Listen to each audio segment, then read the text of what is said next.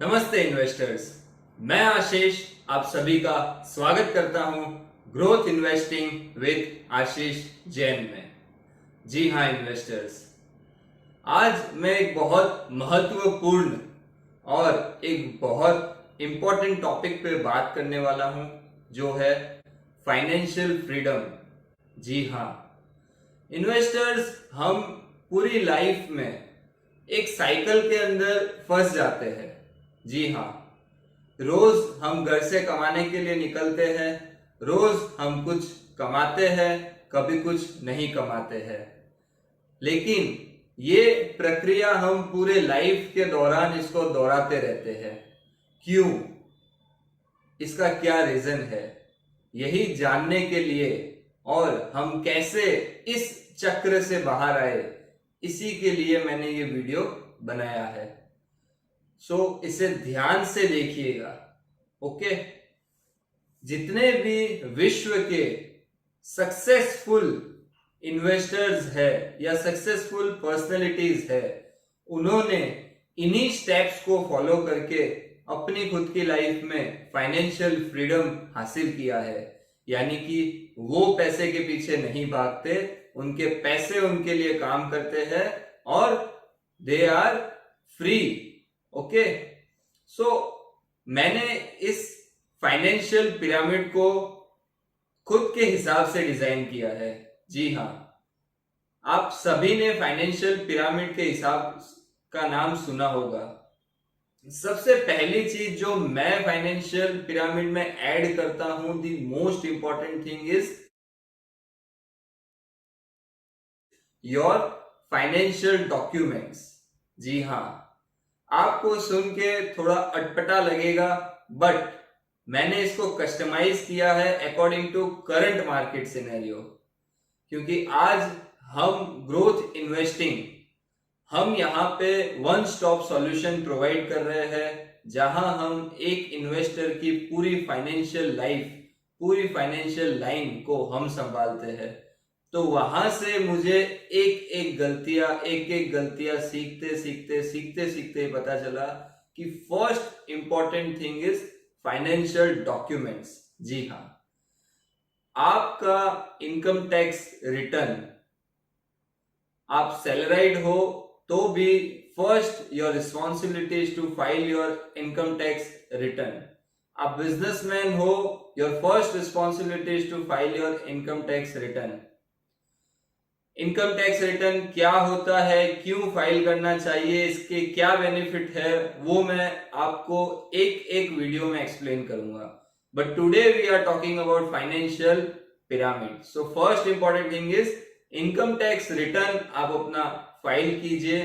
और एक चीज जो मैं देखता आ रहा हूं, देखिए, चाहे आपके दिमाग में ये चीज है या आपके दिमाग में आपके सीए ने ये चीज को फिट किया है, आप अपना जो आईटीआर है, वो जो एक्चुअल है, उसे शो कीजिए।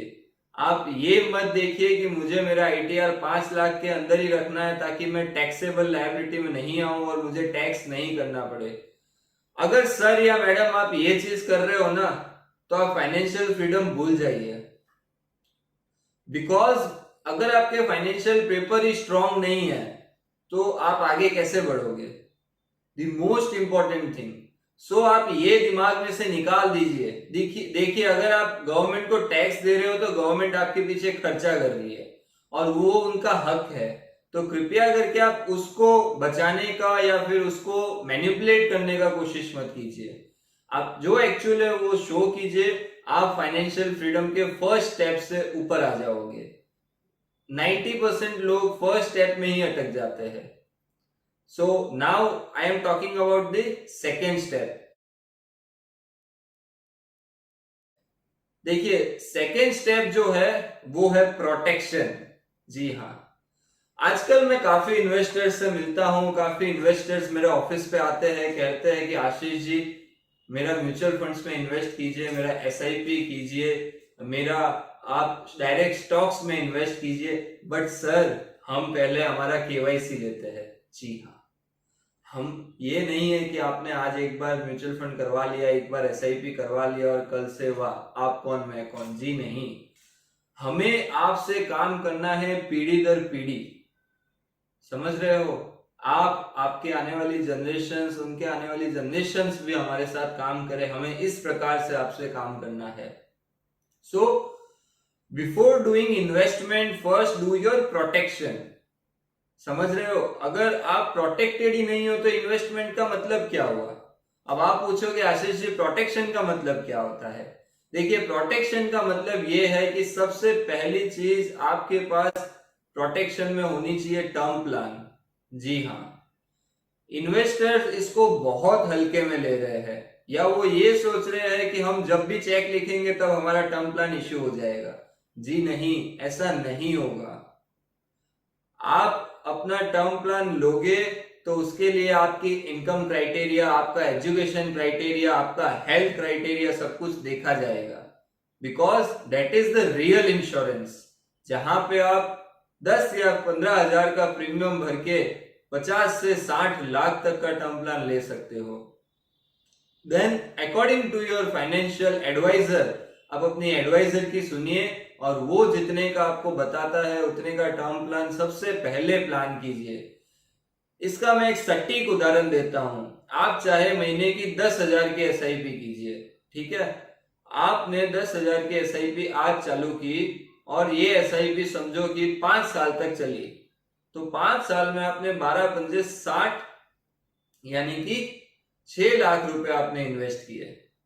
अब एक एग्जाम्पल, एक उदाहरण लेते हैं कि इन 5 साल के दरमियान अगर आपकी डेथ हो जाती है, मैं एकदम क्लियर और फ्रैंक आपके मुंह पे बोलना चाहता हूं, अगर आपकी मृत्यु हो जाती है तो पीछे परिवार को चलाने के लिए क्या ये 6 लाख काफी है? नहीं है। तो इससे बेटर ये है कि पहले म्यूचुअल फंड्स छोड़िए, पहले SIP छोड़िए, पहले टर्म प्लान कीजिए। This is the second step of your protection. क्योंकि अगर आप 10,000 महीने की SIP कर सकते हो तो 15,000 सालाना का टर्म प्लान भी ले सकते हो। यही 5 साल के दरमियान अगर इन केस कोई भी रीजन से आपकी मृत्यु या आपकी डेथ हुई होती तो फैमिली को पीछे 50 लाख, 1 करोड़, 2 करोड़, 3 करोड़, आपकी जो एलिजिबिलिटी है उसके अनुसार आपको टर्म प्लान मिलता और वो उन्हें जीवन भर काम आता। तो अपने फाइनेंशियल एडवाइजर की सुनिए, अगर वो आपको कह रहा है कि आपके लिए टर्म प्लान इंपॉर्टेंट है तो इंपॉर्टेंट है। ओके, प्रोटेक्शन का सेकेंड पार्ट है मेडिक्लेम। जी हाँ, देखिए आज मैं आपको एजुकेट करना चाहता हूं, मुझे कुछ बेचना नहीं है, क्योंकि मैं ये देख रहा हूं कि जिन व्यक्तियों से या जिन क्लास से मैं मिल रहा हूं वो इतने मतलब फाइनेंशियल लाइन में बैकवर्ड है कि पहले मुझे उन्हें एजुकेट करना है। मैं इन सभी पे एक एक वीडियो पर्सनली और बनाऊंगा ताकि आपको और क्लैरिफाई हो। अब कुछ लोग मुझे पूछते हैं कि आशीष जी मेडिक्लेम का क्या काम है? बीमारी तो जब आएगी तब देखा जाएगा। सर जी, जिस दिन बीमारी आएगी ना तो उस दिन आपको नहीं पता आपके पॉकेट से कितना पैसा लगेगा। और कुछ लोग तो ये समझते हैं कि सर मैंने जैसे चेक साइन किया और मेरा मेडिक्लेम हो गया। जी नहीं, अगर ग्रोथ इन्वेस्टिंग की टीम से या अगर आपके फाइनेंशियल एडवाइजर या आपके कोई एजेंट का आपको फोन आता है कि सर जी मेडिक्लेम आपका नहीं है तो करवाइए, तो उसे इम्पोर्टेंट लीजिए, क्योंकि जिस दिन कोई भी बीमारी डिटेक्ट हो गई ना उस दिन कोई फाइनेंशियल एडवाइजर का कॉल नहीं आएगा, कोई एजेंट का कॉल नहीं आएगा। आप मेडिक्लेम की कंपनी में अपनी फाइल लेके घूमोगे लेकिन मेडिक्लेम नहीं मिलेगा। ये सत्य घटना है। अगर आप चाहो तो आपके खुद के एडवाइजर को पूछ लीजिए। एंड सेकेंड थिंग, मेडिक्लेम में आप जिस दिन चेक लिख दिया और अगले दिन से ही सब बीमारी चालू हो गई, वो नहीं होता। ओके, पहले के 2 साल आपके स्लो ग्रोइंग डिजीज का वेटिंग पीरियड होता है। तो जिस दिन जितना जल्दी आप मेडिक्लेम लोगे उतना जल्दी आपके वो 2 साल कवर होंगे। और आपके आसपास जरा पूछिए जिन्होंने मेडिक्लेम लिया है कि उनके वक्त क्लेम के टाइम पे उन्हें कितना सपोर्ट मिला है। आपको अपने इन्वेस्टमेंट, आपको अपनी SIPs, आपको अपनी पॉलिसीज, आपको अपनी FD ब्रेक नहीं करनी पड़ेगी चाहे कोई भी बीमारी आ जाए। ओके, सो फाइनेंशियल फ्रीडम के फर्स्ट स्टेप में हमने देखा फाइनेंशियल डॉक्यूमेंट्स यानी इनकम टैक्स रिटर्न परफेक्ट होने चाहिए।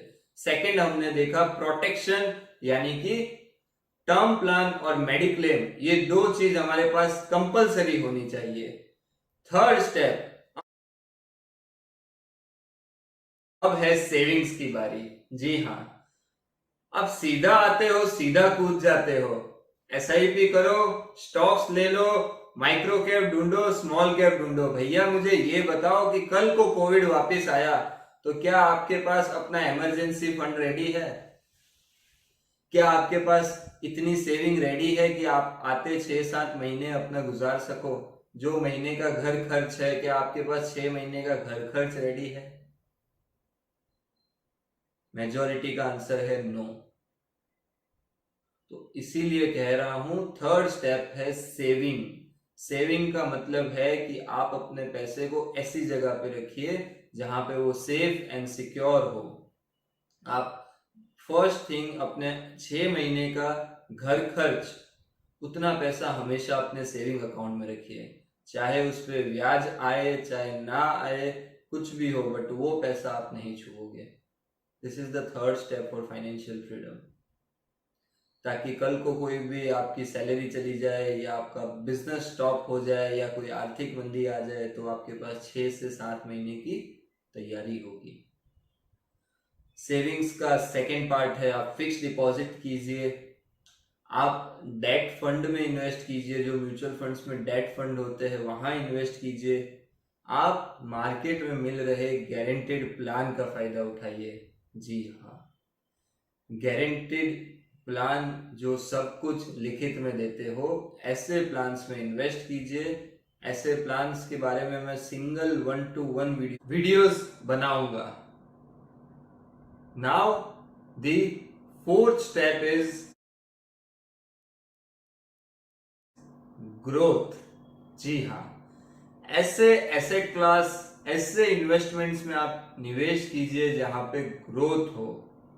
ग्रोथ कहां पे मिल सकती है? ग्रोथ आपको मिलेगी एसआईपी में, म्यूचुअल फंड्स में, गोल्ड फंड्स में। जी हाँ, ऐसे इन्वेस्टमेंट जहां पे आपको ग्रोथ देखने मिले, ऐसे निवेश आपको फोर्थ स्टेप पे रखना चाहिए। देखिए, आप मेरे पास आते हो और आते ही शुरू हो जाते हो कि एसआईपी कीजिए, म्यूचुअल फंड कीजिए, बट मैं यहाँ ये वीडियो इसीलिए बना रहा हूं ताकि आपको स्टेप बाय स्टेप समझ आए कि हमें किस प्रकार से आगे बढ़ना है। ओके, सो ग्रोथ इन्वेस्टमेंट्स को आप 4 स्टेप पे रखिए, क्योंकि देखिए आज जो आपके इन्वेस्टमेंट या आपको एसआईपी में जो 1 लाख का या 2 लाख का प्रॉफिट दिख रहा है, वो कल को मार्केट नीचे आया तो वो 1 लाख का प्रॉफिट 50,000 भी हो सकता है।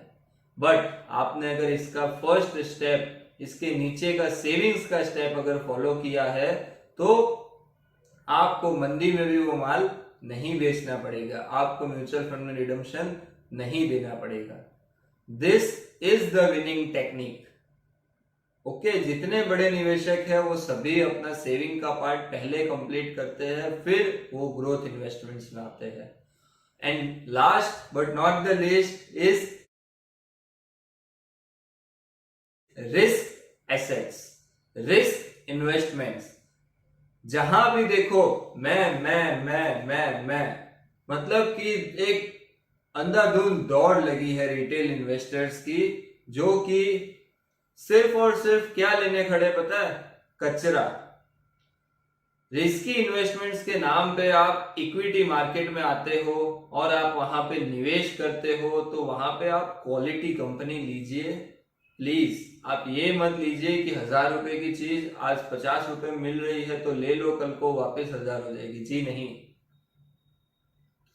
अगर उसकी वैल्यू 1,000 रुपए होती तो वो 1,000 पे रहता, वो नीचे नहीं आता। 50 रुपीज आया है यानी कि बड़े निवेशक उसमें से निकल चुके हैं।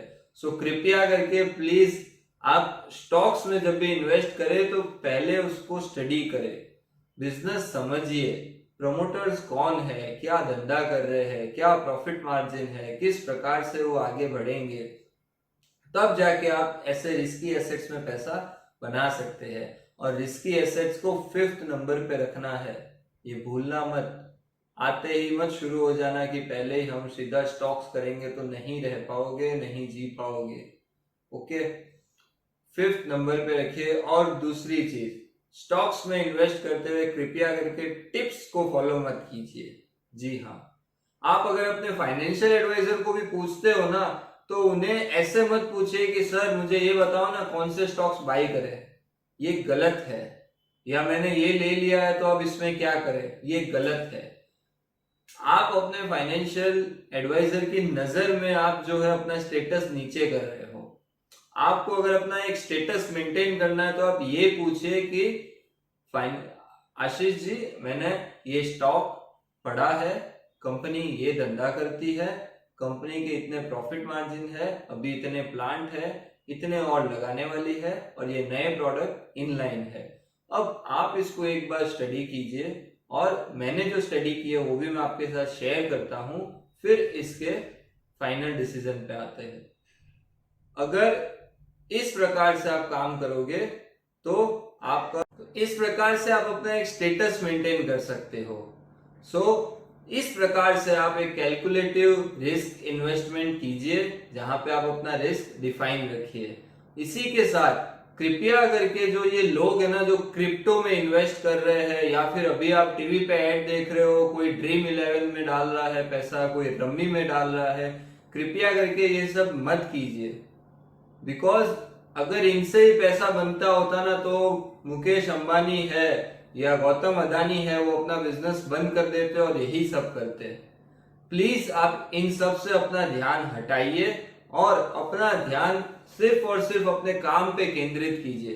देखिए, हम नहीं, भारत के हर एक फाइनेंशियल एडवाइजर यही चाहते हैं कि इन्वेस्टर अपना पैसा बनाए अपने बिजनेस से, और उस पैसे को फाइनेंशियल एडवाइजर या फिर इन्वेस्टर खुद अच्छे से मैनेज करे, ताकि वो फाइनेंशियल फ्रीडम तक पहुंच सके। और हमारा और क्या मकसद है आप बताइए? हम आपके साथ दिन रात क्यों काम करते हैं, हम क्यों आपके बारे में सोचते हैं? ताकि आप फाइनेंशियल फ्रीडम के शिखर पे पहुंच सके, आप सक्सेस अचीव कर सके। ओके, ये था, आज मैंने आपको फाइनेंशियल फ्रीडम एक्सप्लेन किया है एक पिरामिड के through, step by step. First, अपने फाइनेंशियल डॉक्यूमेंट करेक्ट कीजिए। Second, do your protection part. Third, do savings. Fourth, growth investment. And fifth are risky assets. जिस प्रकार से आप निवेश कीजिए तो आप फाइनेंशियल फ्रीडम अचीव करेंगे। And one more important thing, ये सब आज पैसा डाला और कल नहीं होगा। जी नहीं, राकेश झुनझुनवाला हो या वॉरेन बफेट हो, सभी को समय तो देना ही पड़ेगा। तो आपको भी सिर्फ और सिर्फ धीरज रखना है, समय देना है, और अपने निवेश पे, अपने फाइनेंशियल पिरामिड पे भरोसा करना है कि मैं अगर इस प्रकार से चलूंगा तो मुझे फाइनेंशियल फ्रीडम अचीव होगा। अपने वित्तीय सलाहकार, अपने फाइनेंशियल एडवाइजर को बहुत इंपॉर्टेंट दीजिए। देखिए, डॉक्टर है तो हेल्थ है, और फाइनेंशियल एडवाइजर है तो वेल्थ है। ओके, बहुत अच्छा लगा मुझे आज ये वीडियो रिकॉर्ड करके। रियल में मुझे जो एजुकेशन देना है वो मैं इस मात्र से आपको जरूर प्रदान करूंगा। अब आप इस वीडियो को अपने फ्रेंड सर्कल में, अपने बिजनेस सर्कल में, अपने नेटवर्क में जितना हो सके उतना शेयर कीजिए। बिकॉज ये तो ट्रेलर है भाई साहब। जब एक एक चीज को मैं पकड़ूंगा ना, जिस दिन मैं सिर्फ ITR पे वीडियो बनाऊंगा, जिस दिन मैं सिर्फ मेडिक्लेम पे वीडियो बनाऊंगा, उस दिन मैं प्रोडक्ट बेचने नहीं बैठूंगा। लेफ्ट एंड राइट दोनों कंपैरिजन होगा। अगर कोई सही दे रहा है तो वो सही होगा, कोई गलत दे रहा है तो वो गलत होगा। ओके, आप इसको शेयर कीजिए, बहुत ज्यादा मजा आने वाली है आगे। कृपया करके कमेंट बॉक्स में जरूर मुझे बताएं कि मेरी क्या गलती रही इस वीडियो में। सजेशंस दीजिए कि हमें इस प्रकार के एजुकेशन वीडियोस चाहिए, और इसी के साथ चैनल को सब्सक्राइब, लाइक, बेल आइकन पे जरूर क्लिक कीजिएगा, ताकि आपको इस प्रकार के राइट वीडियोस मिले। Thank you.